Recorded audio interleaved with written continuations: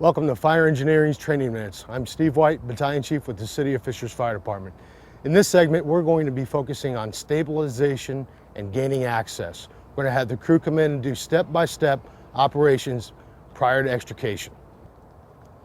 Sizing up the vehicle is important to determine what type of stabilization is used. Fortunately, with passenger vehicles, we're very low to the ground. The key thing we want to point out is looking at the angle of placement so that it does not get in our way of the extrication. Placing the step chocks either right side up or upside down gives us the opportunity to be at a 45-degree angle, leaving us plenty of room for extrication. We always want to 4-point stabilize the car in every situation. Sometimes we can't gain all access, but the intent is that the car does not move during the course of the extrication. It's also important to point out that during the course of the extrication, the cribbing should be checked because sometimes it will get loose. When you think about it, as we remove components from the vehicle, it'll get lighter from glass to doors in the roof or even patients. The vehicle will get lighter during the course of the extrication. To gain access to the battery, we're going to use the spreaders to open up the hood and disconnect the battery. When it comes to window removal, typically the side glass is tempered and the rear glass is tempered and the front glass is laminated. You'll notice before crew members actually take the glass out, they're going to yell, "Breaking glass." This allows everybody on the team to know that controlled release of the glass is about to occur.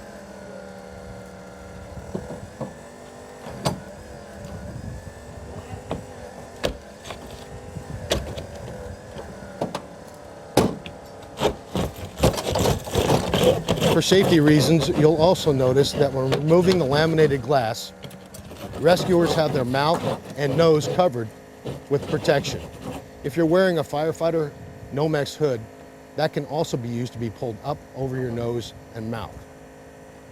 Having the small dust particles from the glass being inhaled or in your mouth is not good, so it's very important to have that safety measure in place.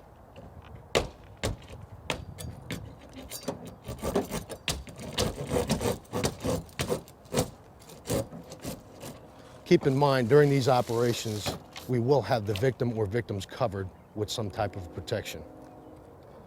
With this evolution completed, you can see how we were able to stabilize and gain access by stabilization with the step chocks and removing the glass, both tempered and laminated.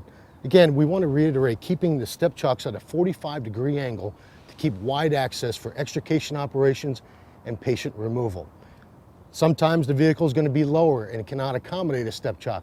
A simple wedge or combination wedge and 4x4 within the 4 points to capture the car so it does not move during the extrication operation. Also, removing the air from the tires is optional based on the fire department's preference. As long as we have good, solid stabilization throughout the extrication, that's our goal, and the goal is met. That concludes this segment. We want to thank you for watching Training Minutes, and thank you to Homatro for sponsoring them.